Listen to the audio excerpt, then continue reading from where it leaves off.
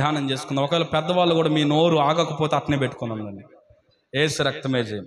పరిశుద్ధ గ్రంథమైన బైబిల్లో నుండి యోబు గ్రంథం 38వ అధ్యాయం 22వ వాక్యాన్ని మనం చదువుకుందాం. ఈ దినపు ధ్యానాంశముగా యోబు గ్రంథం 32వ అధ్యాయం 22వ వాక్యాన్ని మనం చదువుకుందాం.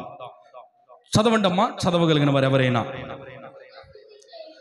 38 అధ్యాయం 22వ వాక్యం యోబు గ్రంథం 38వ అధ్యాయం యోబు గ్రంథం 38వ అధ్యాయం 22వ వాక్యం. నీవు హిమము యొక్క నిధిలోనికి ప్రవేశించితివా. చాలు.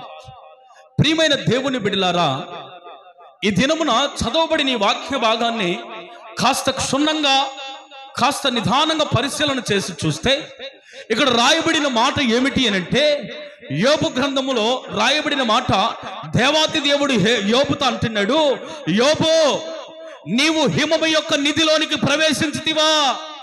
యోబు నీవు హిమము యొక్క లోతులోనికి ప్రవేశించితివా. యోబు నువ్వు ఎప్పుడైనా గాని ఎన్నడైనా గాని హిమములోనికి వెళితివా.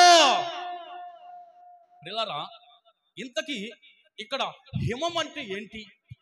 హిమం అంటే మాకు తెలుసు అన్న వాళ్ళు దేవునికి స్తోత్రం చెప్దాం. హల్లెలూయా. అమ్మా తెలుసా? నిండు వందనాలు నీకు. ప్రియమైన దేవుని బిడ్డలారా, చూడండి, హిమము అంటే మంచు. హిమము అంటే ఏంటి? మంచు. ప్రియమైన దేవుని బిడ్డలారా, హిమము యొక్క నిధిలోనికి అనంటే హిమము యొక్క లోతులోనికి వెళ్ళాలి. హిమము అంటే బాహ్యపరమైన అర్థం మంచు అయితే దానికి ఆధ్యాత్మికమైన అర్థం ఏంటంటే పరిశుద్ధత అని అర్థం. హల్లెలూయా. ఇప్పుడు చెప్పండి, హిమము అంటే ఏంటి అర్థం? పరిశుద్ధత. హిమము అంటే పరిశుద్ధత. యోబుతో దేవుడు అడుగుతున్నాడు, యోబు నీవు పరిశుద్ధతలోనికి ప్రవేశించావా? ఇప్పుడు ప్రభు మిమ్మల్ని కూడా అడుగుతున్నాడు, ఏమ్మా మీరు పరిశుద్ధతలోనికి ప్రవేశించారా? నువ్వు పరిశుద్ధతలోనికి వచ్చావా? నిన్ను నువ్వు పరిశుద్ధపరుచుకున్నావా? నీ నోటిలో అపవిత్రమైనటువంటి మాటలు మానవేశావా? నీ చూపులో అపవిత్రమైనటువంటి చూపులు నువ్వు మానవేశావా? ప్రభు అడుగుతున్నాడు, నువ్వు పరిశుద్ధతలోనికి ప్రవేశించావా అని అడుగుతున్నాడు. ప్రియమైన దేవుని బిడ్డలారా, ఈ దినమున పరిశుద్ధతలోనికి ప్రవేశించిన వారు ఎలా ఉంటారో కొద్ది మాటలు నేను మీకు తెలియచేస్తాను. ఇంతకీ హిమము అని అంటే దాని అర్థము మంచు అని చెప్పాను కదా. మంచు యొక్క స్వభావం ఎలా ఉంటుందంటే, మంచు తెల్లగా ఉంటుంది. మంచు ఎలా ఉంటుందన్నా?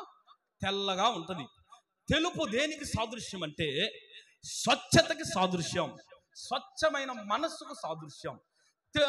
మంచు చల్లగా ఉంటుంది. ఎలా ఉంటుంది? మంచు చల్లగా ఉంటుంది. చల్లదనం దేనికి సాదృశ్యం అంటే సమాధానానికి సాదృశ్యం. మీరు గుర్తుపెట్టుకోవాలి నా మాటలు. ప్రియమైన దేవుని బిడ్డలారా, మంచు మెల్లగా కరిగిపోతుంది. ఎండ రాగానే మెల్లగా కరిగిపోతుంది. ఆ కరిగిపోయే విధానం దేనికి సాదృశ్యం అంటే ఈ స్వచ్ఛత, ఈ సమాధానము కలిగిన నీవు యేసయ్యలో మెల్లగా కరిగిపోదువు గాక. చప్పట్లు కూడా దంబేకరగా యేసయ్యలో మెల్లగా కరిగిపోవాలి అనేది దాని అర్థం. ప్రియమైన దేవుని బిడ్డలారా, మొట్టమొదటి పాయింట్ ఏంటంటే మంచు ఎలా ఉంటుందని చెప్పాను నేను, తెల్లగా ఉంటుంది. ఈ పరిశుద్ధ జీవితం కూడా తెల్లగా ఉండాలి. హల్లెలూయా. ఈ తెల్లగుడ్లు దేనికయ్యా సాదృశ్యం అంటే పరిశుద్ధతకు సాదృశ్యం. ఈ తెల్లగుడ్లు దేనికి సాదృశ్యం చెప్పండి? పరిశుద్ధతకు సాదృశ్యం. ఈ తెల్లగుడ్ల మీద చిన్న మరక పడినా మీరేమంటారు? అన్న సొక్క మీద ఆ ఒక్క మరక లేకుండా ఉంటే అబ్బా భలే ఉండేదన్నా అని అంటారు. అంటే ఏంటి దాని అర్థం? ఈ అమ్మాయి కానీ ఆ ఒక్క తప్పుగా చేయకపోతే ఈ పిల్ల రికార్డులు రా, ఈ పిల్లని తట్టినోడే లేడు, ₹1,00,000 ఇచ్చి వాడే పెళ్లి చేసుకోవాలి. ఈ అమ్మాయి ఇవ్వటం కాదు. యేసు రక్తమే జయం. హల్లెలూయా. ఈ అమ్మాయిలో ఆ ఒక్క తప్పు లేకపోతే ఈడంత మంచోడు ఇంకొకరు లేడు. అర్థమవుతుందా? నువ్వు అంత పరిశుద్ధురాలువే, నీళ్ళు ఏదో ఒక తప్పు ఉంది. ఆ ఒక్క దానిని బట్టి నీ యొక్క పరిశుద్ధత ఏమైపోతుంది? బుక్కావాని తైలములో ఒక్క ఈగ, చచ్చని ఈగ పడటం వలన ఆ యొక్క తైలమంతా పాడైపోయింది. అలాగనే పరిశుద్ధతలోనికి ప్రవేశించాలని ఆశ కలిగిన నువ్వు ఎలా ఉండాలంటే స్వచ్ఛమైన మనస్సు కలిగి ఉండాలి. హల్లెలూయా. ఈ తెలుపు దేనికి సాదృశ్యం అంటే స్వచ్ఛతకు సాదృశ్యం. స్వచ్ఛత అంటే ఏంటంటే మోడీ గారు పెట్టినట్లుగా స్వచ్ఛ భారత్, స్వచ్ఛ ఆంధ్ర. ఏంటి స్వచ్ఛత అంటే శుభ్రత అని అర్థం. స్వచ్ఛత అంటే ఏంటమ్మా? శుభ్రత. ఇప్పుడు నీ హృదయం స్వచ్ఛంగా ఉందా? నీ హృదయం, నీ మనసు స్వచ్ఛముగా ఉందా? నీ శరీరం స్వచ్ఛముగా ఉందా? స్వచ్ఛత అంటే నిర్మలత, పరిశుద్ధత అని పర్యాయ పదాలు. ప్రియమైన దేవుని బిడ్డలారా, నీ మనసు స్వచ్ఛంగా ఉండాలి.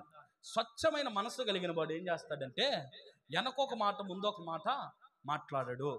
స్వచ్ఛమైన వాడు ఏం చేస్తాడంటే, స్వచ్ఛత కలిగిన వాడు ఏం చేస్తాడంటే ముందేమో పొగిడి వెనకాల బూతులు తిట్టడు. ఉన్నారా లేరా అలాంటి వాళ్ళు ఈ రోజుల్లో? ఉన్నారా లేరా? ఎందుకు లేరు? 190 మంది ఉన్నారు అట్లాగే. ప్రియమైన దేవుని బిడ్డలారా, ప్రభు చెప్తున్నాడు, నువ్వు పరిశుద్ధతలోనికి ప్రవేశిస్తే, నువ్వు పరిశుద్ధతలోనికి ప్రవేశించావు అనే దానికి ఒక్కటే ఆధారం, నీ మనసు స్వచ్ఛంగా ఉండాలి. హల్లెలూయా. నువ్వేం లేదు, నువ్వు పైకి బాప్తిసం తీసుకొని నీ నీతి మంత్రాలని నువ్వు ఏడన్నా చెప్పుకుంటున్నావేమో, అది తప్పు. నువ్వు నీతి మంత్రాలవి కాదు.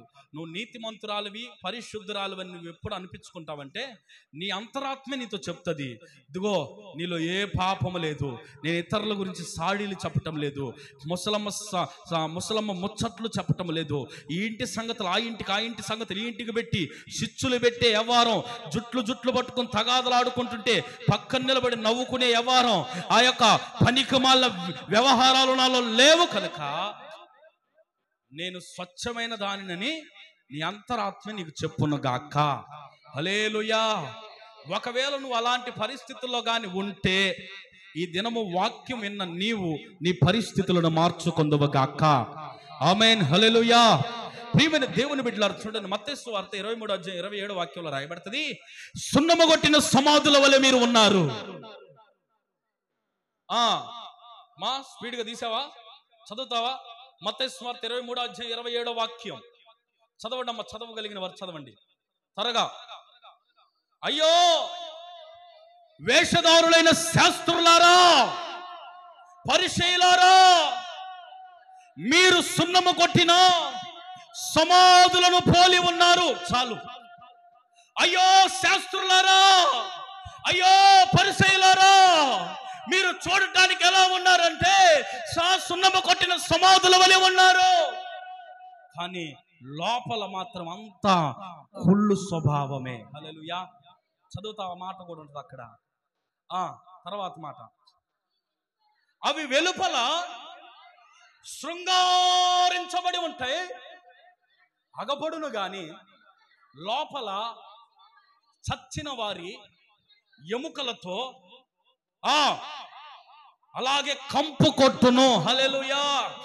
ప్రియమైన దేవుని బిడ్డలారా, చూడండి, అయ్యో శాస్త్రులారా, పరిసయ్యులారా, మీరు సున్నము కొట్టిన సమాధుల వలె ఉన్నారు బాబా. సమాధులు కూడా పైకి మాత్రం అందముగా సింగారించబడి ఉంటాయి, వాటి లోపల తవ్వి చూస్తే చచ్చిన శవముతో పాటు వాటి ఎముకలతో పాటు ఎంత కంపు కొట్టునో మీ అంతరంగము కూడా అంతే కంపు కొడుతూ ఉంది. ప్రియమైన దేవుని బిడ్డలారా, నా మాట అర్థమవుతుందా? మనం పైకి ఈ తెల్ల బట్టలు వేసుకున్నాడు, ఈ పాస్టర్ అన్న తెల్లగొడ్లు వేసుకున్నాడు, అక్కగారు తెల్ల బట్టలు వేసుకుంది, అన్నగారు మంచి బట్టలు వేసుకుని వచ్చాడు, బాగానే ఉన్నారు, అమ్మగారు పెద్ద పైటేసి పెద్ద బైబిల్ పట్టుకొని వచ్చింది, మంచిది. మరి ఆ పెద్ద బైబిల్లో ఉన్నంత నీతి నియమం, ఆ యొక్క పెద్ద బైబిల్లో ఉన్నంత పరిశుద్ధత, అంతటి సువాసన, అంతటి మంచి సాక్ష్యం నీ అంతరంగములో ఉన్నదా? దేవుడు అడుగుతున్నాడు, అయ్యో శాస్త్రులారా, ఎంతకాలం నాటకాలు ఆడతారు, ఎంతకాలం వేషధారుల వలె మీరు ఉంటారు. ప్రియమైన దేవుని బిడ్డలారా, సున్నము కొట్టిన సమాధి బాగానే ఉంటుంది పైకి, మనలో కూడా కొంతమంది సున్నము కొట్టిన సమాధుల వలె ఉన్నారని ప్రభు తెలియజేస్తున్నాడు. నా ప్రియమైన దేవుని బిడ్డలారా, వాక్యం నేను దర్శిస్తూ ఉంది. నువ్వు ఇంకా మారకపోతే నీ జీవితము సున్నము కొట్టిన సమాధిలాగే కుళ్ళిపోతుంది తప్ప అది అక్షయతను నొంది అక్షయ రాజ్యములది ప్రవేశపెట్టబడలేదు. ప్రియమైన దేవుని బిడ్డలారా, నీ శరీరము సున్నము కొట్టిన సమాధి వలె ఉందా, లేకపోతే అక్షయతను నొందినటువంటి పరిశుద్ధమైనటువంటి హిమము వలె ఉన్నదా? హల్లెలూయా. నిన్ను నువ్వు ఒకసారి పరిశీలన చేసుకుని ప్రభు అంటున్నాడు, శాస్త్రులారా మీరు దొంగలు, శాస్త్రులారా, పరిసయ్యులారా, మీరు వేషధారులు, మీరేం కోరుకుంటారో తెలుసా? వీధి చివరిలో వందనాలు కోరుకుంటారు. ఇదిగో మూల టర్నింగ్లలో నిలబడి చేతులెత్తి, ప్రభువా ఈ కుటుంబాన్ని దీవించయ్యా, ప్రభువా ఈ కుటుంబాన్ని ఆశీర్వదించయ్యా అని ప్రగల్భాలతో ప్రార్థనలు చేస్తూ ఉంటారు. కొంతమంది చూడండి, ఎవరికైనా ప్రార్థన ఇచ్చామనుకో, అబ్బో ఇంక అసలు కన్నిగిరి నుండి కందుకూరు దాకా చేస్తారు ప్రార్థన. యాడ నుండి ఆడ దాకా చేస్తారు? కన్నిగిరి నుండి కందుకూరు దాకా ఆపరంగా నాన్ స్టాప్ ప్రేయర్ అనమాట. మంచి మంచి పదాలు పెట్టి చేస్తూ ఉంటారు ప్రార్థన. ప్రభువా పరిశుద్ధుడా, అయ్యా పరిశుద్ధుడా, అయ్యా మహోన్నతుడా. ఏమొక మూతి 36 వంకల బాధ్య పాపం. ఆ తిప్పి పాపం.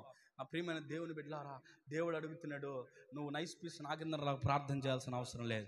నీకు వచ్చినటువంటి 2 ముక్కల ప్రార్థన, నీకున్న స్వచ్ఛమైన మనసుతో, నీకున్న పరిశుద్ధమైన మనసుతో, ఈ గుండెల్లో ఏ కల్మషము లేకుండా, ఈ గుండెల్లో ఏ పాపము లేకుండా, ఈ హృదయము అనబడిన అంతరంగములో ఏ యొక్క కల్మషము లేకుండా నువ్వు ప్రార్థన కానీ చేయగలిగితే, నిష్కలంకమైన మనసుతో, నిర్మలమైన మనసుతో, స్వచ్ఛమైన మనసుతో, పరిశుద్ధమైనటువంటి మనసుతో నువ్వు ప్రార్థన చేసినప్పుడు ఆ ప్రార్థన దేవునికి అంగీకారముగా మార్చబడుతుంది.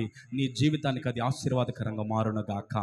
ఆమేన్. హల్లెలూయా, హల్లెలూయా. ప్రియమైన దేవుని బిడ్డలారా, చూడండి, మనము కంపు కొట్టే అనుభవాలు మనలో ఇంకా ఉన్నాయి. ఈ అమ్మతో మాట్లాడుతాం బాగానే. ఆ అమ్మ అనుకుంటుంది మనల్ని నమ్మి తన జీవితం అంతా మన దగ్గర చెప్తుంది. కొంతమంది నా దగ్గరికి వస్తూ ఉంటారు, అన్నా ఇదిగో నేను ఫలానా పాపం చేశానన్నా, నేను ఫలానా ఇలా చేశాను అలా చేశానని ఒప్పుకుంటా ఉంటారు. మరి ఒప్పుకున్నారని చెప్పి నేను విజిటింగ్కి వెళ్ళిన ఇంటికాడల్లా చెప్పుకుంటూ వచ్చాను అనుకో, మన సంఘానికి వచ్చి ఆ అక్క ఇట్ట, ఈ అక్క ఇట్ట, ఆ అన్న ఇట్ట అన్నాను అనుకో, అప్పుడు ఏమైపోద్ది? నా శరీరం పైకి ఏమో తెల్లగుడ్లు వేసుకుని పాస్టర్నే కానీ లోపలంతా ఏమైపోయింది? కంపు కొట్టబడింది. లోపల ఉన్నదంత దుర్వాసన, పనికిరానటువంటి నీతి, పనికిరానటువంటి పరిశుద్ధత. ప్రియమైన దేవుని బిడ్డలారా, పై అంతరంగమేమో సుందరముగా ఉంది, లోపల చూస్తంతా మలినమే ఉంది. జాగ్రత్త. ప్రభు అంటున్నాడు, పైకి ఒక వేషం, లోపలకు ఒక వేషం వద్దు. ప్రభు అంటాడు, ఉంటే వెచ్చగానైనా ఉండు, లేకపోతే చల్లగానైనా ఉండు. నులువెచ్చని తనం మాత్రం ఉండొద్దు. కాసేపు వెచ్చగా, కాసేపు చల్లగా నో వద్దు. ఉంటే కోపంగానన్నా ఉండు, ఉంటే శాంతంగానన్నా ఉండు.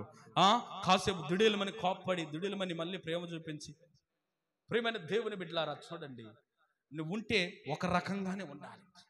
ఈ శాస్త్రుల వలె, పరిసయ్యుల వలె నీ జీవితాన్ని పాడు చేసుకోవద్దు. ప్రభు అంటాడు, శాస్త్రుల నీతి కంటే, పరిసయ్యుల నీతి కంటే నీ నీతి అధికమవ్వని ఎడల నా తండ్రి రాజ్యములో మీకు ప్రవేశము లేదు. హల్లెలూయా. శాస్త్రుల నీతి కంటే, పరిసయ్యుల నీతి కంటే నీ నీతి ఏమవ్వాలి? అధికమవ్వాలి.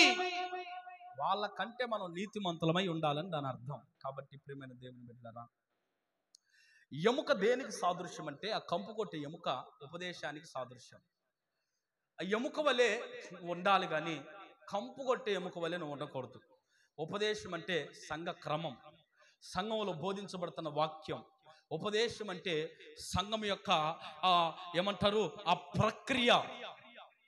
ప్రియులారా, సంఘాన్ని, సేవకుణ్ణి, యేసయ్యను నువ్వు ఫాలో చేయగలిగితే దానినే ఉపదేశం అంటారు. హల్లెలూయా, హల్లెలూయా.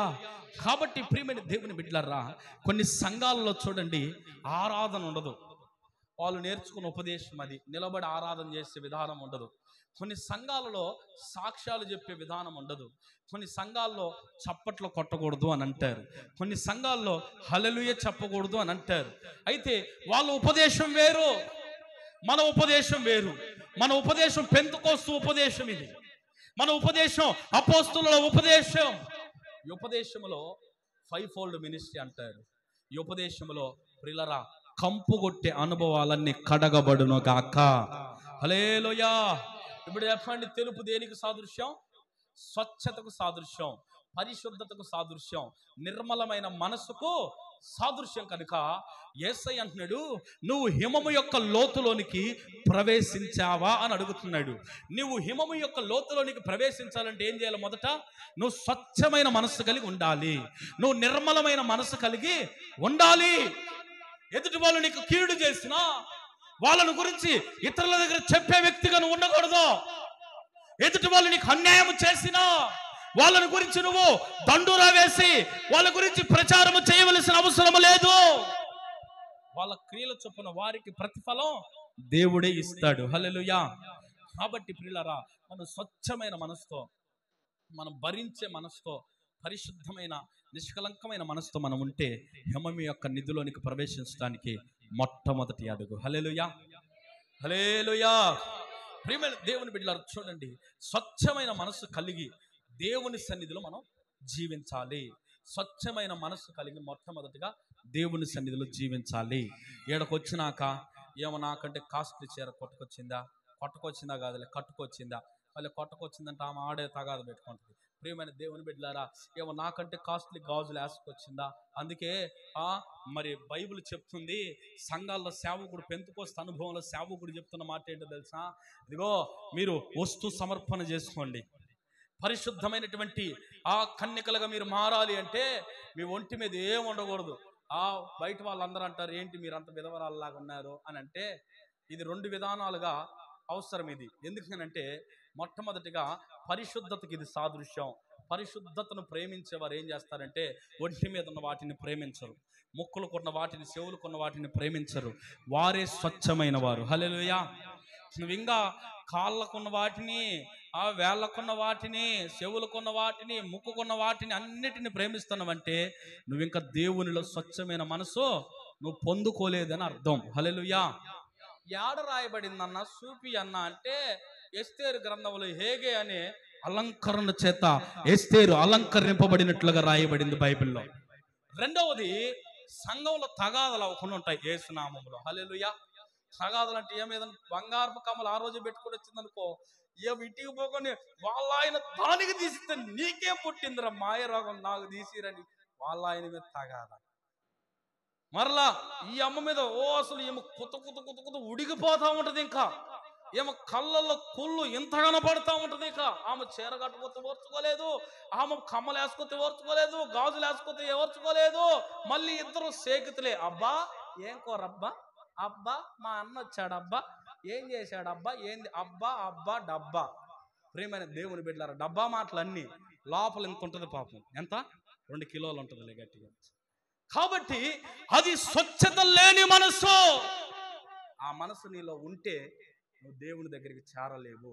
స్వచ్ఛమైన మనసుతో దేవుని మందిరములు, దేవుని సన్నిధిలోకి నువ్వు రావాలి. హల్లెలూయా.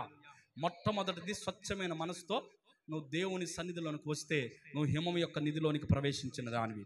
రెండవది, హెబ్రీ పత్రిక 12వ అధ్యాయం 14వ వాక్యాన్ని చదివితే, హెబ్రీ పత్రిక 12వ అధ్యాయం 14వ వాక్యాన్ని కానీ మనం చదవగలిగితే అక్కడ రాయబడిన మాట ఏమిటంటే, చదవండి అమ్మా. హెబ్రీ పత్రిక 12వ అధ్యాయం 14వ వాక్యం. తీయలేకపోయారా? అడ్రోడ్లు ఆగిపోయినట్టున్నారు మీరు. నేనే చదువుతానమ్మా. ఇంకా నేనే మొత్తం రాసుకొని వచ్చి నేను చదువుకోవటం మంచిది లాగుంది మీకంటే కూడా. అందరితో సమాధానము కలిగి పరిశుద్ధత కలిగి ఉండుటకు ప్రయత్నించుడి. చాలమ్మా ప్రియులారా, తర్వాత చదువు. రెండో మాట ఏంటిది? అందరితో సమాధానం కలిగి ఉండాలి. మొట్టమొదటి ఏమని చెప్పాను? స్వచ్ఛత, పరిశుద్ధత కలిగి ఉండాలి. రెండవది సమాధానము కలిగి ఉండాలి. ప్రియమైన దేవుని బిడ్డలారా, సమాధానం మన హృదయంలో ఉంటది. సమాధానం ఉంటే ఎదుటి వ్యక్తిని మనం ప్రేమిస్తాం. సమాధానం ఉంటే ఎదుటి వ్యక్తిని మనం నవ్వుతూ మాట్లాడతాం. సమాధానం ఉంటే ఎదుటి వ్యక్తిలో లోపాలను మనం చూడం. సమాధానం ఉంటే ఎదుటి వ్యక్తిలో పాపాలను మనం చూడం. నీలో సమాధానం ఉంటే ఎదుటి వ్యక్తిని నువ్వు విమర్శించవు. సమాధానం ప్రతి కుటుంబానికి, ప్రతి వ్యక్తికి, వ్యక్తిగత జీవితానికి అవసరం. హల్లెలూయా. సమాధానం లేక ఈ రోజున కుటుంబాలు విచ్ఛిన్నమైపోతా ఉన్నాయి.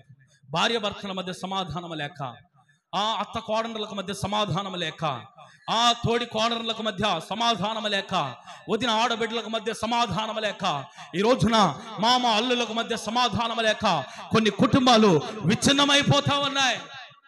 ప్రియమైన దేవుని బిడ్డలారా, బైబిల్ ఆరంభంలో, బైబిల్ గ్రంథం యొక్క ప్రారంభ అధ్యాయాల్లో కయ్యను హేబేల్ అనే 2 అన్నదమ్ములు ఉన్నారు.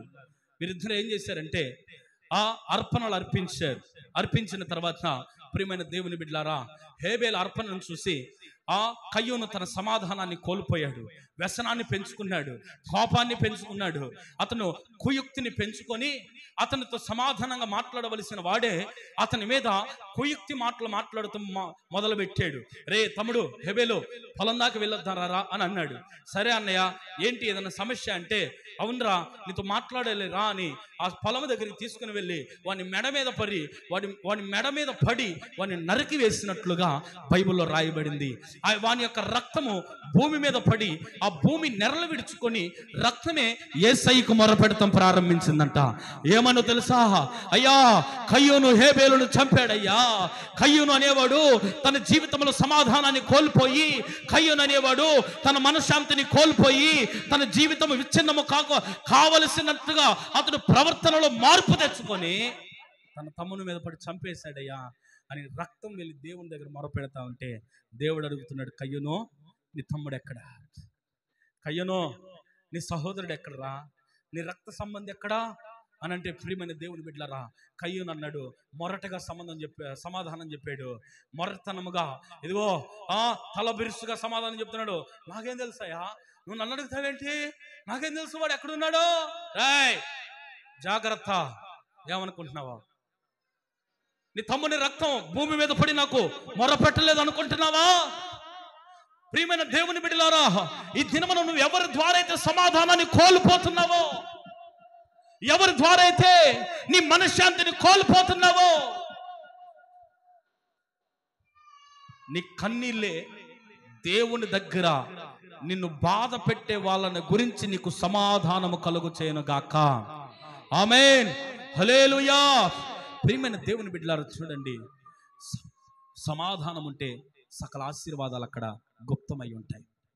చెప్పండి, సమాధానం ఉంటే సకల ఆశీర్వాదాలు గుప్తమై ఉంటాయి. భార్య భర్తల మధ్య సమాధానం లేదనుకో, మంచం మీద ఏమి ఇటు పక్క తిరిగి పడుకుంటే ఆయన అటు పక్క తిరిగి పడుకుంటాడు.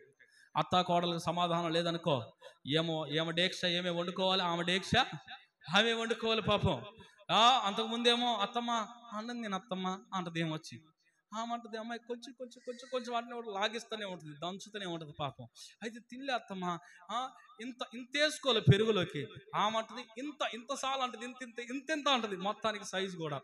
అప్పుడు బాగానే ఉంటారు ప్రేమగా. సమాధానం కోల్పోతే కోడల ముఖం అత్త ముఖం కోడలు చూసుకోలేదు. చిన్న చిన్న విషయాల దగ్గర మన సమాధానాన్ని కోల్పోతూ ఉంటాం. చిన్న చిన్న పరిస్థితులే మన సమాధానాన్ని కోల్పోయేటట్లుగా చేస్తాయి. బల్లారాధనలో చేతులు వేయాలంటే మనసు రాదు, పరిశుద్ధాత్మలు అన్ని భాషలు మాట్లాడాలంటే మనసు రాదు. నీతి మాట్లాడాలని నిలబడి ఇద్దరు భార్య భర్తల మధ్యలో, అమ్మాయి ఎందుకు అట్లా కొట్టుకుంటారు, మీరు ఎందుకు అట్లా జగడమాడుకుంటారు, ఉండండమ్మా మాకులాగా ఉండండి, ఎప్పుడు నవ్వుతా ఉండండి, సంతోషంగా ఉండండి చెప్పేదానికి నీకు గుండె ధైర్యం సరిపోదు. గల కారణం ఏంటంటే నీ బ్రతుకులోనే సమాధానం లేదు. అర్థమవుతుందా? నా బ్రతుకులో సమాధానం లేకుండా నేను నిలబడి ఎన్ని మాటలు చెప్పినా విఫలమైపోతాయి. నా బ్రతుకులో నెమ్మది లేకుండా నేను ఎన్ని మాటలు చెప్పినా ఈ స్థలంలో నిలబడి అవి మీ జీవితాల్లో ఫలింపు కలుగు చేయవు. అవి మీ జీవితాల్లో ఫలించాలంటే మొదట నా కుటుంబంలో నేను నెమ్మదిగా, నేను మనశ్శాంతిగా, నేను సమాధానంగా ఉండాలి. ప్రియమైన దేవుని బిడ్డలారా, చూడండి, ఆ మధ్య కాలంలో ఇద్దరు అక్క చెల్లెళ్ళు 8వ తరగతిలో గొడవ పడ్డారంట. 8వ తరగతిలో గొడవ పడ్డారు. దైవజనులు లేసన్న గారి దగ్గరికి వచ్చి, అన్న పరిశుద్ధాత్మను పొందుకోవాలని ఆశ ఉంది, ప్రార్థన చేయనంటే పావుగంట ప్రార్థన చేశాడు, పరిశుద్ధాత్ముడు దిగి రాలేదు. ఎందుకని అనంటే, అమ్మా నీ జీవితంలో ఇంకెవరితోనైనా సమాధాన పడాలేమో చూడు బిడ్డ అంటే, అప్పుడు అమ్మ ఒక అరగంట సేపు ప్రార్థన చేసుకుని ఆలోచించి అందరితో బాగానే ఉన్నాను కదా డీప్గా లోతులోకి వెళ్ళి ఆలోచన మొదలుపెట్టిందట. అప్పుడు గుర్తొచ్చింది, 8వ తరగతిలో నేను మా చెల్లితో తగాద పడ్డాను. అయితే మరి పెళ్ళై పిల్లలు పుట్టి ఇంత వయసు వచ్చింది, పిల్లలు కూడా ఇంచుమించుగా పెళ్ళిడికి వచ్చారు, ఇప్పుడు దాకా వాళ్ళు సమాధానం పడలేదు పాస్టర్ గారు, మీరు చెప్పడం కాకపోతే అని నీకు డౌట్ రావచ్చు. అయితే పలుక్కుంటారు. ఎట్ట పలుక్కుంటారు తెలుసా? బాగున్నావా సింపుల్ మోహన్ దాని ఎట్టను లోపల ఏందమ్మా, ఒకవేళ ఏమో సమాధానంగా అక్క బాగున్నావు అంటే, బాగున్నావులేమ్మా పనికి మేలున్నాను అట్లా పైగా బాగున్నావులే, లోపల మాత్రం చూడండి, అంటే ఒక సమాధాన పూర్వకమైనటువంటి, ప్రేమ పూర్వకమైన, ఆధ్యాత్మికమైన, అనురాగ పూరితమైనటువంటి ఆ పలకరింపు వారి బ్రతుకులో లేదు. చెప్పాగా అత్త కోడల సంగతి. బాగున్నప్పుడే ఇంత ఇంత పెరుగన్నమే అమ్మాయి, ఇంత కూర ఒక రౌండ్ అయిపోయింది, పప్పు ఒక రౌండ్ అయింది, పచ్చడి కూడా అయింది, 4వసారి ఇంతయ్యా అమ్మ పెరుగన్నం. ఎంత ఇంత కాదండో, ఇంత ప్రేమ ఉంటే, సమాధానం ఉంటే. లేదనుకో, ఏం తింటాంలే అయ్యా, కొడుకొచ్చి అడుగుతాడమ్మా అన్నం తిన్నావా, ఎవరు పెడతారులే నా ముఖానికి, నేను పెట్టి పెట్టి ఆరిపోయి ఉన్నా, ఏం చేద్దాం. ప్రియమైన దేవుని బిడ్డలారా, చూడండి, సమాధానం లేకపోతే నీ జీవితంలో చాలా అనర్థాలు జరుగుతాయి. ఆ తల్లి, ఆ ఇద్దరు అక్క చెల్లెళ్ళు ఏదో పలకరించుకున్నామంటే పలకరించుకుంది. ఇక్కడ కూడా కొంతమంది ఉండొచ్చు, ఆ అవసరానికి మాత్రం అక్క అని ఫోన్ చేసేది. అవసరం తీరు, నాకేంది మ్యా సింపిరి మహందానా, ఏంది పాసి మహందానా, అదే దాని చేతులు ఇరిగిపోయింది, అది జమ్మడ బాగుంది, దానికి కాష్టం రాను. ఇంకా ఇక్కడ ఒక తిట్లేదో ఉంటుంది, ఒక తిట్టు ఉంటుంది. ప్రియమైన దేవుని బిడ్డలారా, చూడండి, అది కాదు సమాధానం. అయితే ఈమెకు గుర్తొచ్చింది. వెంటనే దైవజనుల దగ్గరికి వచ్చి చెప్తుందన్నా, నాకు ఒకటి గుర్తొచ్చింది. మా చెల్లితో ఏ రోజు నేను ప్రేమగా, అనురాగపూరితంగా మాట్లాడింది లేదన్నా. నా బ్రతుకులు అలాంటి సమాధానకరమైన పరిస్థితి మాకు లేదన్నా అని చెప్పినప్పుడు అన్న అన్నాడు, వెంటనే వెళ్ళి మీ చెల్లితో సమాధాన పడితే దేవుడు నీ మీద దిగి వస్తాడు అని చెప్పారు. చెప్పినప్పుడు ప్రియమైన దేవుని బిడ్డలారా, చూడండి, వెంటనే వెళ్ళి ఏం చేసింది తెలుసా, సమాధాన పడింది. వెంటనే వెళ్ళి చెల్లి అని కేక వేస్తే, బాపట్లలో ఉంటారు వాళ్ళు, గుంటూరు నుండేమో, వెంటనే ట్రైన్ ఎక్కి బాపట్ల వెళ్ళి చెల్లి అనగానే ఇంటి దగ్గర, ఏంటి అమ్మా ఇంత ప్రేమగా చెల్లి అంటుంది అని చెప్పి దగ్గరకు వచ్చి చూస్తే ఆమె కళ్ళల్లో పశ్చాత్తాపం కనపడుతుంది. ఇద్దరు ఒకసారిగా ప్రేమ కవిగిలితో బంధింపబడి కవిగిలించుకుని ఒకరికొకరు క్షమాపణ చెప్పుకొని, మనకెందుకక్క కక్షల కార్పణ్యాలు, ఇంకొక 10-15 సంవత్సరాలు చచ్చిపోయే వాళ్ళం, మనకెందుకక్క 4 రోజులు బ్రతికే వాళ్ళం. మన పిల్లలు పెళ్ళిళ్ళకి వచ్చారు, పెళ్ళిడికి వచ్చారు, మనం ఆనందంగా ఉండాలక్క, సంతోషంగా ఉండాలక్క అని వెంటనే వాళ్ళ అక్కని నీళ్ళు ఇచ్చింది, టీ ఇచ్చింది, ఆ సోఫాలో కూర్చోబెట్టింది. వెంటనే వాళ్ళ ఆయనకి చెప్పి ఫోన్ చేసింది, ఏమా యా ఎక్కడున్నావు, పని దగ్గర ఉన్నాను అమ్మాయి, నువ్వు అర్జెంటుగా రా, మా అక్క వచ్చింది, రాక నా ఇంటికి, నువ్వు అర్జెంటుగా నాటుకోడి తీసుకురండి. వెంటనే ఒక 2 కిలోలు నాటుకోడి తెస్తే శుభ్రంగా వండి చపాతీలు మంచి భోజనం చేసి వాళ్ళ అక్కకు పెట్టింది. పెట్టి వాళ్ళిద్దరు సమాధాన పడ్డారు. సాయంత్రం అయింది. అక్క నింది, అమ్మాయి నేను వెళ్ళొస్తానమ్మా, సమయం అయిపోయింది కదా, లేట్ అవుతా ఉంది, ఇంక మన ఇద్దరం ప్రేమగా కలిసాం కదా, ఇక మీద వస్తాములే, బావగారిని కూడా తీసుకొని వస్తానులే, పిల్లల్ని కూడా తీసుకొని వస్తానులని సమాధానంగా బయలుదేరింది. తన చెల్లి సాగనంపింది.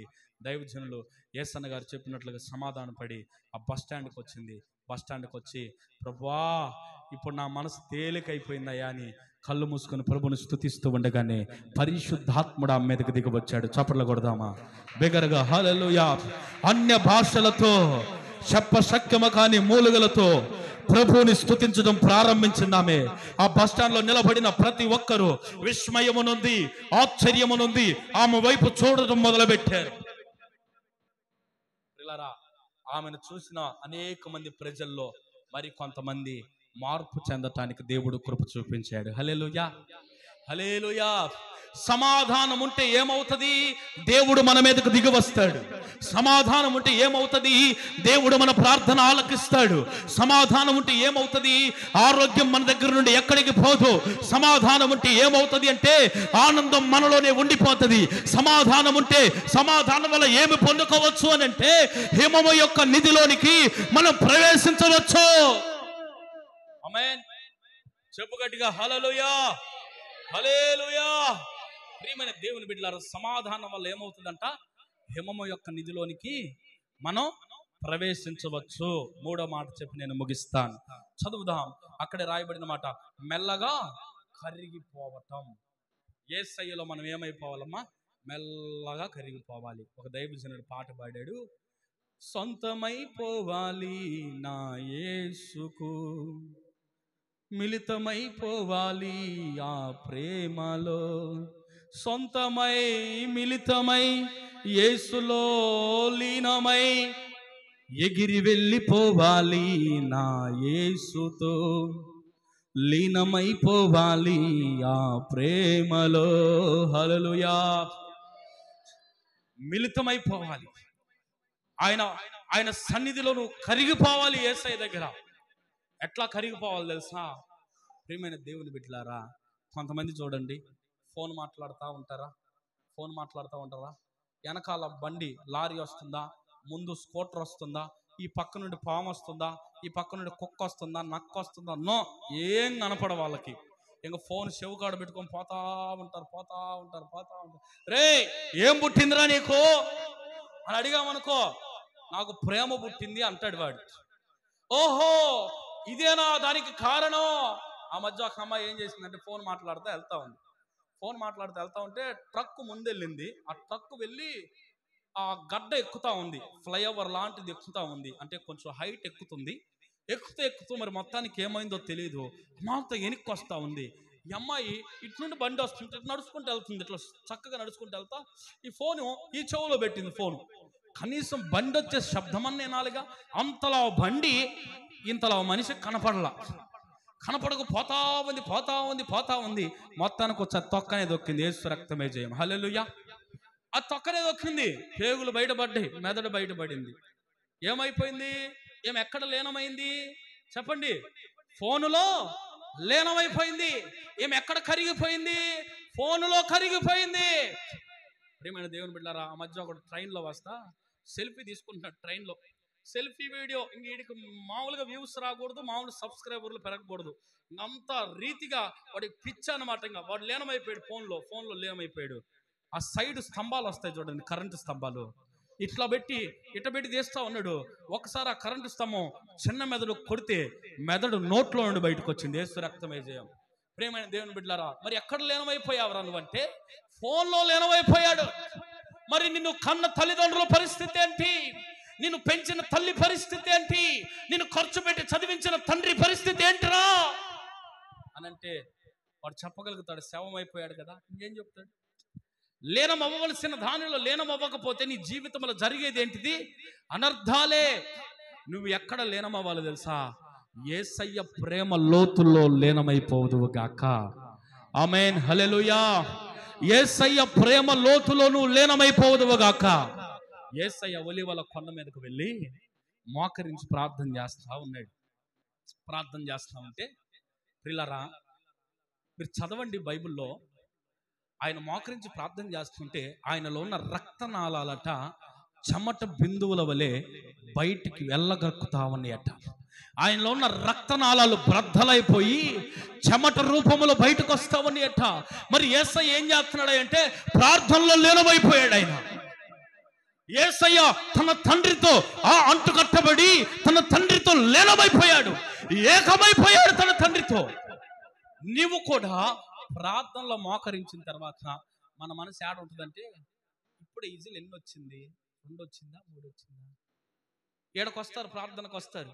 ఇంతకు మాంసం తెచ్చాను, ఉప్పేసి ఉడకబెట్టాను, పసుపు వేసి కూర చేయలేదు, ప్రార్థన తొందరగా ముగిస్తే ఈ స్వామి మేము పోయి కూర చేసుకుంటా, ఇంతకు తలుపేసి వచ్చానా, గడి పెట్టి వచ్చానా, ఒకసారి రివైండ్ చేసుకుంటూ ఎట్ట తిప్పుతావు ఒకసారి.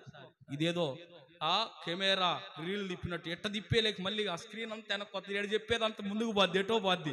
అమ్మా ఏం చెప్పానమ్మా అంటే అప్పుడు ఆ మధ్య ఒక తల్లి అంటుంది, ఏమా ప్రార్థన అని ప్రార్థనకు పోయేస్తావు, ఏం చెప్పాడేమి పాస్టర్ గారు అని అంటే అప్పుడు ఆమె చెప్పిందంట, ఏముందండి మంచి మాటలు చెబుతాడు కదా అనిందట. అవునులే, నాకు కూడా తెలుసులే, పాస్టర్ అనేవాడు పనికి మాల మాటలు కాక మంచి మాటలు చెబుతాడు అన్నాడట. హల్లెలూయా. ఎందుకు ఏం చెప్పాడు చెప్పంటే అందరూ బాగున్నారా అని అన్నాడట. మంచిది, అది మొదట చెప్పే మాటే కదా అనంటే మంచిది. రెండో మాట ఏం చెప్పాడు అమ్మాయి అంటే అందరు కూర్చోండి అని అన్నాడట. మూడో మాట ఏం చెప్పాడంటే అందరు వెళ్ళిపోతున్నారా అప్పుడే అన్నాడట. అదేంటి ఏ 3 మాటలు చెప్పాడు? మరి మధ్యలో వాక్యం ఏదమ్మా అనంటే ఏమోనయ్యా నేను వెళ్తానా, ఆ స్తంభాలు ఉంటాయి ఆ మందిరంలో, ఆడ ఆనుకుంటానా శుభ్రంగా, ఆయనేమో అందరూ బాగున్నారా అంటాడు, బాగున్నదాకా వినపడిద్ది, అందరూ వచ్చారా అని అంటాడు, అది వినపడిద్ది, అందరూ వెళ్ళిపోతున్నారా అనేది మాత్రం ఆ టయానికి లెగుతున్నాయి, అది వినపడి. హల్లెలూయా. ఏమో బాడీ ప్రెజెంట్ కానీ మైండ్ ఆబ్సెంట్. మందిరానికి వచ్చిన నీ జీవితం కూడా బాడీ ఇక్కడ ఉంటుంది కానీ మైండ్ ఉప్పేసి వండినటువంటి మాంసం మీద కాదు. మైండ్ ఇంటికి గడి పెట్టామా గడి పెట్టలేదా దాని మీద కాదు. ఆ మధ్య ఒక తల్లి ఏం చేసిందంటే, ప్రియమైన దేవుని బిడ్డలారా, ఆ మధ్యకాలంలో ఒక తల్లి ఏం చేసిందంటే, ఇంట్లో టీవీ ఆన్ చేసి టీవీ రిమోటు పిల్లలకి ఇచ్చి ఆ తల్లి ఇంటి బయట తాళం వేసి వచ్చేసి ఎడకొచ్చి ఆలోచన చేస్తూ ఉంది. వాక్యం ఎలా ఆరాధనలో మనసు పెట్టి పాల్గొనలా, ఆరాధన మనసారా దేవుని స్తుతించలేకపోయింది ఆ తల్లి. సరే ప్రాణమంతా లాగుతూ ఉంది. ఇంటికాడ వాళ్ళు ఏం చేస్తున్నారు అని లాగుతూ ఉంటే ఇంటికి వెళ్ళి చూసిందట. ఇంటికి వెళ్ళి చూసేలేకి అక్కడ ఉన్నటువంటి 50,000 రూపాయల టీవీ బద్దలుగా పగిలిపోయిందట. యేసు రక్తమే జయం, హల్లెలూయా. ఏం చేశారా? నా ఆలోచనంతా మీ మీదనే పెట్టుకుంటుంది కదరా సైతాను మొగాళ్ళరా. ఏం చేశారా అంటే వాళ్ళు చెప్తున్నారంట. పెద్దోడు అంటున్నాడంటమ్మా, నువ్వేమో కార్టూన్స్ ఏంటిది ఆ బొమ్మలు పెట్టుకొని చూడమని చెబుతుంది, వీడేమో డీజే పాటలు పెట్టుకొని చూడాలంట. వీడి వయసు ఎంత? వాడే అడుగుతున్నాడు, వీడి వయసు ఎంత? నేను వద్దురా అంట, వాడే కావాలరా అంటాడంట. ప్రేమ దేవుని బిడ్డలారా, వీడి కోపం వచ్చి ఒక్కసారి ఒక తన్ను తన్నాడంట. ఆ యొక్క బెడ్ మంచం మీద, ఇది బెడ్ మంచం, టీవీ కూడా దానికి సమానంగా ఎత్తులో ఉందట. అక్కడే ఆ బెడ్ మంచం చివరి నిలబడి ఒక్క తన్ను కింద పడిందంట. టీవీ అది బద్దలుగా పగిలిపోయింది. ఇది మమ్మీ జరిగింది అనేసరికి ప్రియమైన దేవుని బిడ్డలారా, ఆ తల్లి 50,000 రూపాయల టీవీ వ్యర్థమైపోయాయి కదరా, మిమ్మల్ని చర్చికి తీసుకుపోయినా బాగుండు కదరా అని చెప్పిన ఆ తల్లి చాలా బాధపడింది. నేను అంటాను, అలాంటి ఆలోచనలు మీకు కానీ ఉంటే, మీ ఇంటి దగ్గర ఏదన్నా విలువైన వస్తువులు ఉండి తలుపేసి తాళమేసి కానీ వస్తే పొరపాటుని కూడా అటు రాబాకండి. వాడు ఏం చేసుకుంటాడు వాడికే తెలియదు. రిమోట్ పని చేయలేదనుకో, వాడు తలకాయ గోడకేసి పొడుచుకున్నాడు అనుకో, అప్పుడు నువ్వే బాధపడాలి. ఒకవేళ వాడిని కానీ ఈడ కానీ తీసుకొచ్చుకున్నావు అనుకో, పాస్టర్ గారు తిడతాడు అనే భయం నీకు లేదు. వాడిని కళ్ళ ముందే ఉంటాడు. వాడేమో నిద్రపోకపోతే మొత్తానికి ఎట్టొకట్ట ఏడు నిద్రపుచ్చుకోండి. మొత్తానికి వాక్యాన్ని మాత్రం వినేదానికి ప్రయత్నం చేయండి. హల్లెలూయా. దేవునితో లీనమైపోయేదానికి ప్రయత్నం చేయండి. హల్లెలూయా. నీవు దేవునితో లీనమైపోవాలి. నువ్వు దేవునితో లీనమైపోవాలంటే నీ మనసు ఎక్కడుండాలి? దేవుని మీద ఉండాలి. ఈ ఫోన్ మాట్లాడేవాడు మనసు ఎక్కడుంది? ఫోన్ మీద ఉంది. ఫోన్ మీద కంటే కూడా ఫోన్లో ఉన్న స్వరం మీద ఉంది. ఆ స్వరం కలిగిన మనిషి మీద ఉంది ఈ మనస్సు. ఇలా చూడండి. కాబట్టి మన మనసు ఎవరి మీద ఉండాలి? దేవుని మీద ఉండాలి. ఒక ఆమె, రే నాతో పాటు చేయగలుపు, మా ఆయన దగ్గర నీకు మంచి పేరు ఇప్పిస్తా, ఉద్యోగం ఇప్పిస్తా, ఇదిగో ఇప్పటికే నువ్వు చాలా పెద్ద ఉద్యోగస్తుడివి, మా ఆయన నిన్ను నమ్మి ఇంటిని పని వాళ్ళని అందరిని అప్పగించాడు, ఇప్పుడు మా ఆయన అప్పగించకుండానే నన్ను నేను నీకు అప్పగించుకుంటున్నాను, రా మన ఇద్దరం కలిసిపోదాం అని అంటే, ప్రియులారా ఆ వ్యక్తి చెప్పిన మాట ఏంటి తెలుసా? అమ్మా, నేను యేసయ్యతో పెనవేయబడ్డాను. హల్లెలూయా. నేను యేసయ్యతో పెనవేయబడ్డాను. నా దేవుడు చూస్తున్నాడన్న సంగతి నాకు తెలుసు కనుక నా దేవుని ఎదుట నేను ఏ పాపము చేయటానికి నేను మనస్కరించుకోను. నా మనసును చంపుకొని ఈ దినమున ఈ తుచ్చమైన ఈ క్షణపాటి ఈ 5 నిమిషాల ఈ తుచ్చమైనటువంటి ఈ యొక్క కొద్ది సుఖానికి నేను పాల్గొంటే నా జీవితమే సర్వనాశనం అయిపోతుంది అన్న సంగతి నాకు తెలుసు. ఏమి ఏసావు పాల్గొంటే ఎవరిని వద్దన్నారా? ఆమె ఇంకా సపోర్ట్ చేస్తుంది కదా ఏసావుని, ఇంకా రాజ్యాన్ని అప్పగిస్తుంది కదా ఏసావుకి, డబ్బులు ఇస్తుంది కదా ఏసావుకి, అన్ని సుఖాలు వస్తాయి కదా ఏసావుకి. మరి ఎందుకు ఏసావు ఆ సుఖాన్ని వద్దనుకున్నాడు? ఫ్రీగానే వస్తుంది కదా, ఉచితంగానే పిలిచి పిల్లనిస్తామంటే ఏంట్రా నీకు నొప్పి అంటారుగా లోకంలో. అలాగే పిలిచి మరి అయ్యా నేను నీకు లోబడి లొంగిపోతాను రారా అని అంటే ఎందుకు లొంగలేదు ఏసావు? ప్రియులారా, ఎందుకో తెలుసా? నా దేవుడు నన్ను చూస్తున్నాడు. హల్లెలూయా. నా దేవుని మనస్సు నా మనస్సు ఏకమై ఉన్నాయి. నా దేవుని యొక్క మనస్సుతో నా మనస్సు లగ్నము చేయబడినది, మిళితము చేయబడినది కనుక నా దేవునితో నేను కలిసి ఉన్నాను కనుక ఈమె వైపు చూసినప్పుడు తల్లిలా కనపడింది, ఈమె వైపు చూసినప్పుడు యజమానురాల్లా కనపడింది, ఈమె వైపు చూసినప్పుడు ఒక అక్కలా కనపడింది. ఈరోజు ఎవరొస్తున్నా నీకెందుకు కనపడటం లేదు? పనికిమాలోడా, నీకెందుకు కనపడటంలా?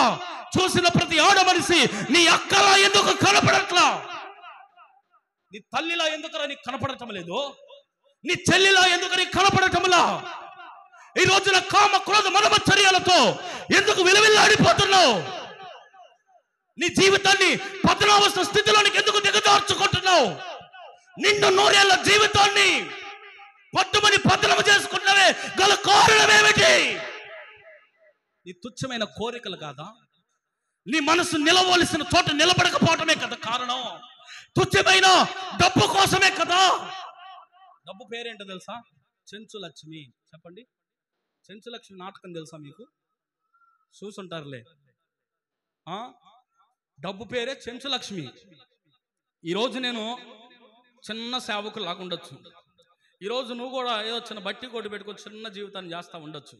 లేకపోతే ఏదో బేల్దార్ పనికి పోయి నీ జీవితాన్ని ఏదో గడుపుకుంటూ ఉండొచ్చు. ఒకవేళ రేపు నువ్వే పెద్ద బిల్డర్ అయిపోయావు అనుకో, డబ్బు నీ కాడికి రాదా? ఈరోజు నా కాడున్న డబ్బు రేపు నీ కాడికి రాదా? లోకంలో ఒక సామెత ఉంది, ఓడలు బండ్లు ఓడలు అవుతాయి అంట. దాని అర్థం ఏంటి? ఓడ అంటే పెద్దది ఓడ, బండి అంటే ఎడ్ల బండి. ఎడ్ల బండి మీద డబ్బు పెట్టు, ఓడలు డబ్బు పెట్టు, దేంట్లో ఎక్కువ పడుతుంది? ఓడలోనే పడుతుంది. ఓడలు బండ్లు అవుతాయి ఒక్కొక్కసారి, బండ్లు ఒక్కొక్కసారి ఓడలు అయిపోతాయి. అయితే యేసయ్య మీద నీ మనస్సు ఉంటే, యేసయ్యతో నువ్వు కానీ పెనవేసుకుంటే, నీ మనస్సులో దేవుని ఆశీర్వాదం తరతరములు నీవు అనుభవించుదువుగాక. ఆమేన్, హల్లెలూయా.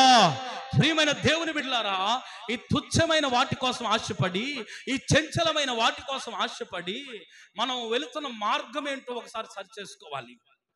నువ్వు పెట్టవలసిన మనసు దేవుని మీద పెట్టకుండా, నువ్వు నిలపవలసిన మనసు దేవుని మీద నిలపకుండా, నువ్వు వేటి మీదనూ నిలుపుతున్నావు. ఈ రోజున నీ మనసు దేని మీద ఉంది? అసలు ఆలోచన చేసుకోగలుగుతున్నావా? ఈరోజు ప్రభు నీతోనే మాట్లాడుతున్నాడు సూటిగా. నాకేమి నోరు ఉండి కాదు, గుండె పగిలేదు అట్లాగా అరవటానికి. ప్రియులారా, దేవుడు నీతోనే సూటిగా చెప్పమన్నమాట. ఈ దినాన, ఈ మధ్యాహ్న వేళ నిన్ను నువ్వు ఒకసారి ప్రశ్నించుకో. నిన్ను నువ్వు ఒకసారి ప్రశ్న వేసుకో. నీ మనసుతో, నీ మనస్సు, నీ జీవితం ఎక్కడ కట్టబడుతుంది? పాడుకున్నాముగా పాట, నీ మీదే నా జీవితము అమర్చుచున్నావు, నీ మీదే నా జీవితము. ఎవరి మీదంట? యేసయ్య మీద. పాడటం వరకేనా? యేసయ్య మీద మనం అమర్చుకోవాల్సిన అవసరం లేదా? ఎంతకాలం లోకం మీద అమర్చుకుంటావమ్మా? ఎంతకాలం లోకం మీద, లోక పోకడ, లోకడ ఆశలు, లోకపు ఆలోచనలు ఎంతకాలం? అవి నిన్నేమైనా పరలోకానికి తీసుకువెళ్తాయా? అవి నిన్నేమైనా స్వర్గానికి తీసుకువెళ్తాయా? అవి ఏమన్నా నీకు ఆనందాన్ని కలుగు చేస్తాయా? నువ్వు అనుకుంటున్నావు ఈ లోకంలో ఉన్న తుచ్చమైన నీచమైన ఆ కొద్ది సంతోషమే సంతోషం అనుకుంటున్నావు నువ్వు.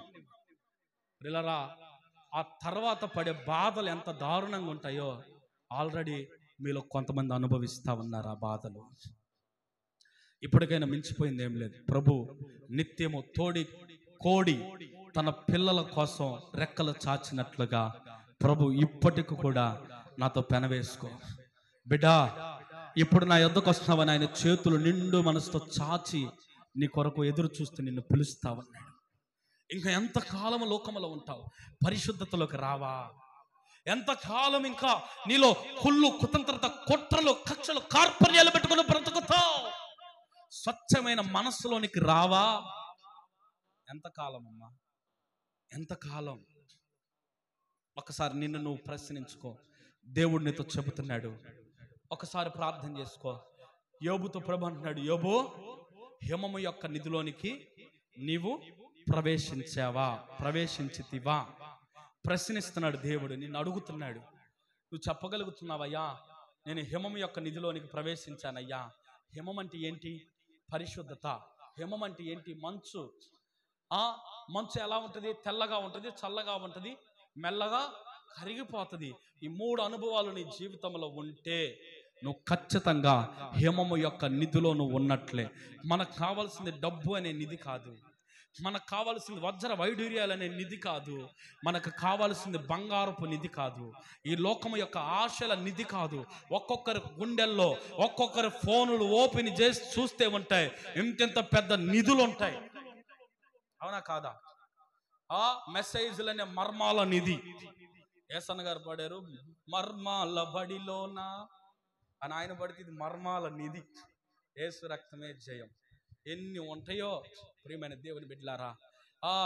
ఇట్లా ఫోటో ఇట్లా పెడితే కూడా నా ఫోటో పడేటట్టు కూడా లాక్కుంది అమ్మా. లేదా ఈ రోజుల్లో చూడండి, అంటే చూడండి, మర్మాల నిధి ఈ రోజున. ప్రియులారా, ఎంతకాలం మన నిధిని మనం ఎంతకాలం బట్ట బయలు మనకు కావలసిన నిధి అది కాదు. ఇదిగో ఈ నిధి కాదు మనకు కావాల్సింది, హిమము యొక్క నిధిలోనికి మనం రావాలి. హల్లెలూయా. ఏ నిధిలోకి రావాలి మనం? ఈ లోకములో ఉన్న ఆశలు అనే నిధిలో ఉండాలా మనం. ఈ లోకంలో ఉన్న డబ్బు అనే నిధిలో ఉండాలా. ఈ లోకంలో ఉన్నటువంటి కోరిక అనే నిధిలో ఉండాలా. ఈ లోకంలో పూర్వం ఎప్పుడో పరిచయమైన వాడు ఇంకా జ్ఞాపకం వస్తున్నాడని ఈ జ్ఞాపకాల నిధిలో ఉండాలా, లేక మన నిత్యము బ్రతికిస్తున్న యేసయ్య నిధిలోనికి మనం రావాలా? చెప్పండి, మీరే చెప్పండి. ప్రార్థన చేసుకుందామా? అడుగుతావా? అడగండి, ప్రార్థన చేయండి, తలలు వంచండి, కళ్ళు మూసుకోండి. ప్రభా, నేను ఇప్పటి వరకు ఫలానా నిధిలో నేనున్నాను, నీకు తెలుసు బాగా. నువ్వు అనుకుంటున్నావు వాక్యం నీతో మాట్లాడుతుంది సూటిగా. దైవజనుడు కాదు నీతో మాట్లాడేది. దైవజనుడు నీ బలహీనతలు తెలుసుకొని ఏదో నా గురించి మాట్లాడుతున్నాడులే పాస్టర్ నన్ను అనుకుంటున్నావు.